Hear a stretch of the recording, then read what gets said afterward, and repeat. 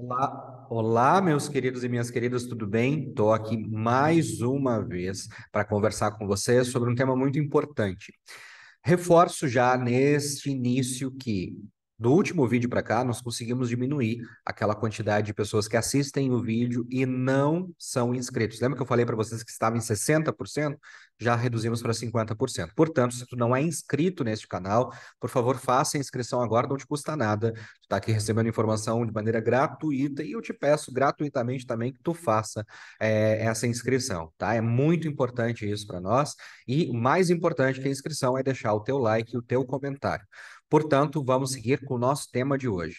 Hoje, inclusive, eu fiz até um roteirinho do que eu quero falar com vocês, porque o tema desse vídeo é trazer para vocês três pontos importantes antes de tu definir o teu visto. E aqui eu vou falar, em especial, aquelas pessoas que têm família, certo? E que pretendem organizar e iniciar o seu planejamento migratório. Vamos lá, sem enrolação. Pronto, falta a apresentação. Me chamo Lucas Abad, sou advogado no Brasil e em Portugal. Em Portugal atuo na área de direito migratório, também tenho mestrado na área de educação, sou pedagogo e os outros detalhes tu encontra nos outros vídeos por aí. Vamos ao que interessa. Neste vídeo nós vamos falar os três pontos importantes que tu não pode esquecer antes de fazer a tua escolha do visto, certo? Primeiro deles, estrutura familiar. Já vamos falar sobre isso. Segundo dele, meios de subsistência. E terceiro ponto, o planejamento estratégico migratório. Já vou explicar para vocês todos esses passos e vamos conversar sobre isso. Em primeiro lugar, estrutura familiar. Eu preciso mapear, eu preciso que vocês mapeiem, façam esse mapeamento. Qual é a estrutura da família de vocês? Quantas pessoas são? Que idades têm estas pessoas? Vocês conhecem a família de vocês?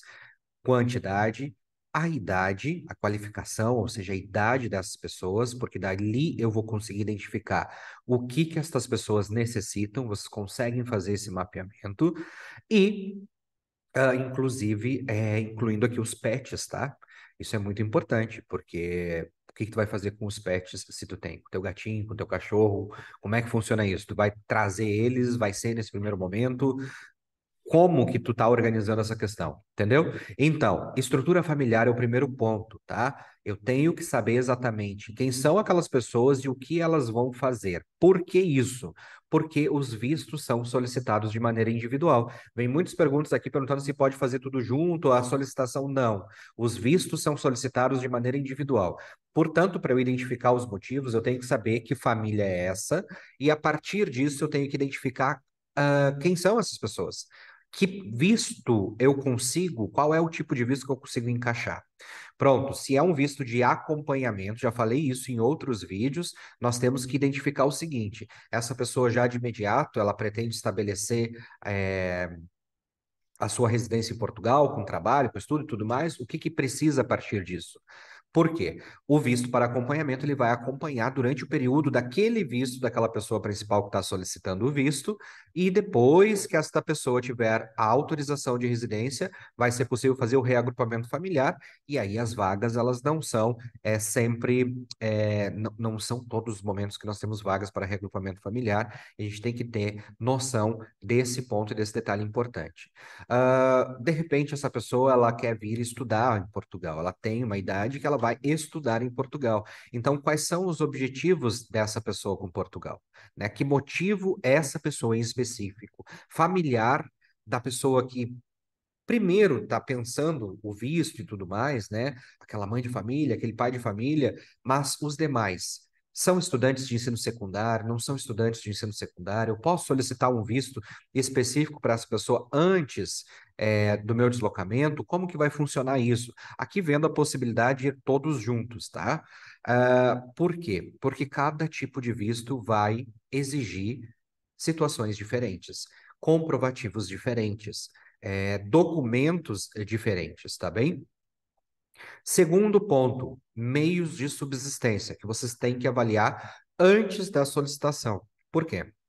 Se eu estou na via do visto de residência, E pretendo fazer essa parte do reagrupamento ou do acompanhamento, que vai seguir as regras do meio de subsistência do reagrupamento. Para os vistos de residência, geralmente é a comprovativo daqueles 12 meses, daquele valorzinho que vocês têm lá na portaria, que eu vou deixar inclusive aqui na descrição desse vídeo, essa portaria. Para tu dar uma olhada nos primeiros artigos ali, ele vai explicar quais são os meios de subsistência que tem que comprovar. Repito para vocês. 100% para o primeiro adulto, 50% para o segundo adulto, 30% para os filhos menores ou maiores a cargo, para cada pessoa, tá bem? Então, 100, 50 e 30.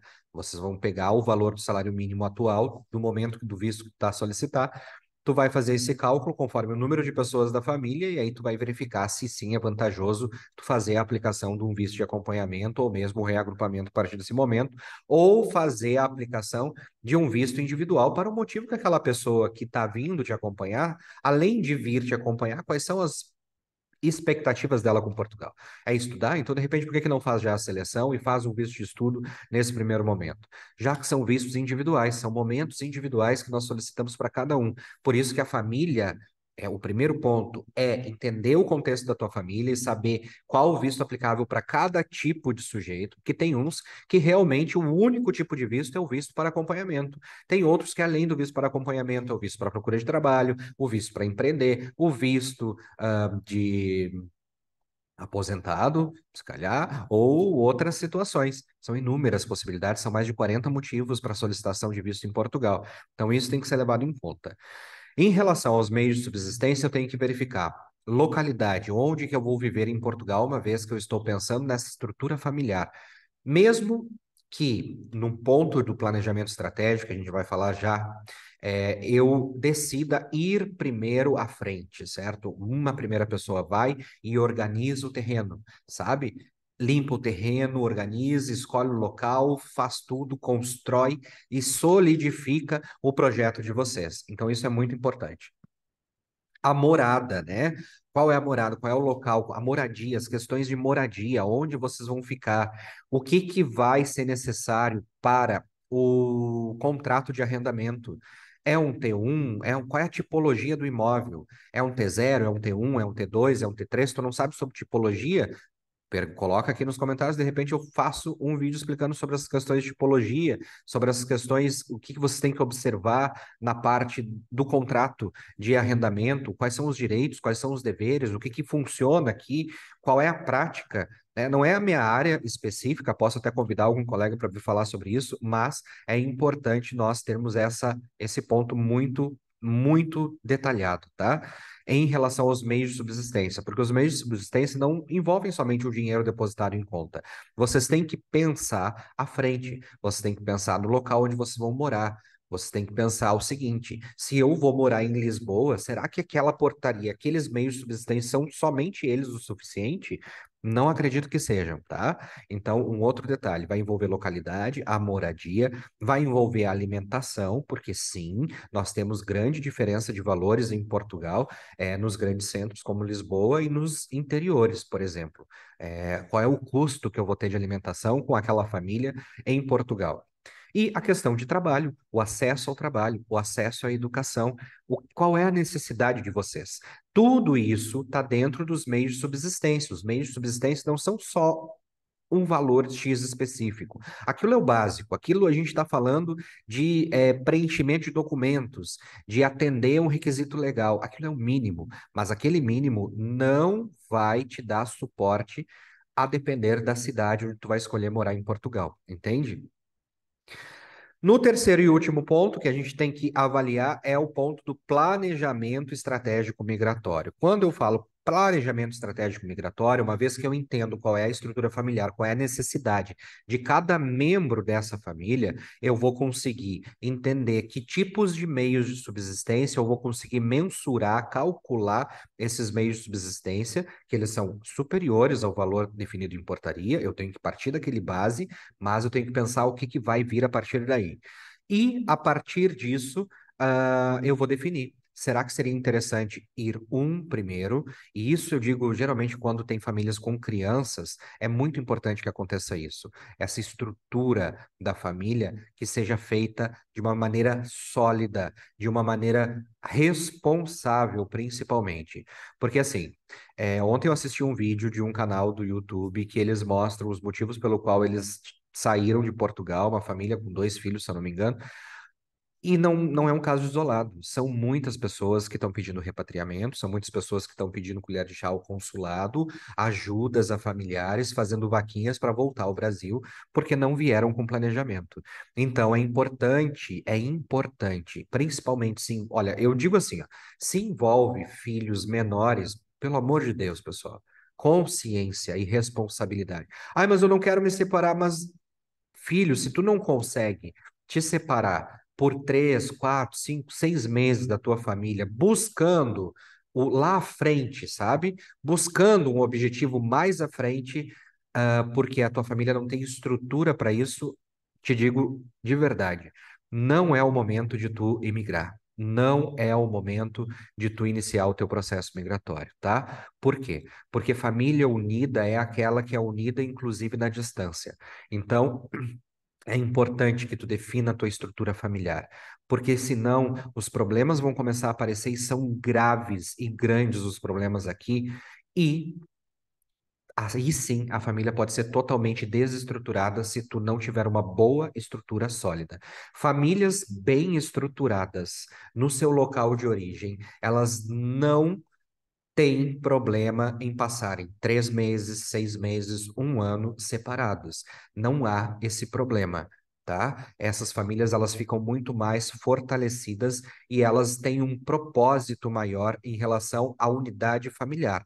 Não tá só uma pessoa pensando em um único sujeito, no seu próprio umbigo. Isso é muito importante eu falar para vocês, por quê?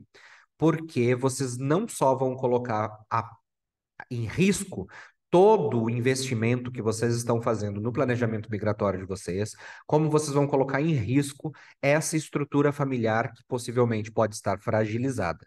Então, prestem atenção nisso. Se vocês estão ainda pensando, ah, mas eu não vou separar isso e aquilo, porque eu não consigo ficar longe, porque isso, porque aquilo, porque eu não vou suportar, vocês estão pensando no momento atual, né? Numa questão assim muito momentânea, num prazer momentâneo. Quando, na verdade, vocês têm que pensar e projetar o futuro à frente, e vocês vão ver que 3, 6 meses afastado dos filhos, da esposa, enfim, do marido, etc. e tal, do companheiro ou companheira, isso não é nada. Perto do futuro que vocês estão construindo e do esforço que vocês estão fazendo. Então, isso tem que ser avaliado no planejamento estratégico migratório de vocês, a questão da família. Volto a repetir: se vocês estão com problemas de separação nesse primeiro momento, tendo filhos menores, não faça imigração agora, tá? Porque o risco de se desfazer essa família nessa separação, mesmo que momentânea, é grande, mas ele é muito maior a partir do momento que essa família que não está estruturada, porque não tem estrutura para viver separado por um curto espaço de tempo em prol de um benefício maior em longo prazo, com os problemas que acontecem aqui, pode se desestruturar totalmente, tá? Então, tenham atenção em relação à família e em relação a esses pontos.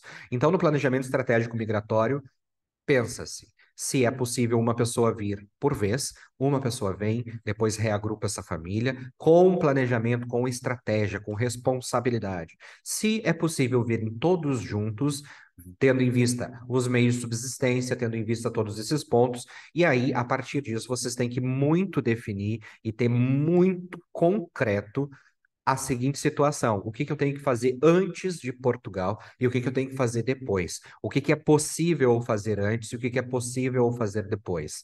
É possível já eu fazer contratos de arrendamento antes de ir, estar estabilizado, estável, sair do Brasil já ou do seu país de origem muito tranquilo, né, com ao menos a moradia pronta, ou essa definição, que documentos eu já tenho que levar, o que que eu devo apostilar, o que que eu tenho que resolver no Brasil, para depois deixar uma procuração já para uma pessoa resolver as minhas coisas, porque tem coisas que eu não vou conseguir resolver de Portugal. Então, é isso que vocês têm que ter em mente. E aí depois, qual é o passo Portugal? Passo Portugal é escola, matrícula dos filhos, inscrição no centro de saúde, médico, continuidade de tratamento, local de trabalho, contrato de trabalho, que tipo de contrato, o que que eu almejo, autorização de residência, ligar ao CEF, ou seja, tem um monte de coisas que vocês vão ter que resolver quando chegarem aqui. Espero que esse conteúdo tenha sido útil para vocês. Se tu ficou até o final desse vídeo, agradeço de coração e peço mais uma vez que tu me siga no Instagram, porque lá eu posto todos os dias conteúdos exclusivos e respondo caixas de perguntas sobre direito migratório.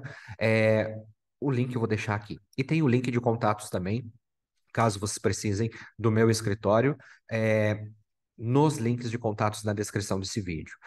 Agradeço as sugestões. Esse vídeo é sugestão de vocês. Eu trouxe esse vídeo por sugestão de vocês, certo? Portanto, é importante que vocês coloquem o comentário, mas não deixem de se inscrever e dar o like de vocês, porque aí sim o YouTube consegue levar esse vídeo para mais pessoas. Deixa o like aqui, tá bem? E deixa o like e o comentário, me dando dicas aí para os próximos vídeos que logo eu volto para falar com vocês. Grande beijo para vocês, até o próximo vídeo e tchau, tchau. Tchau.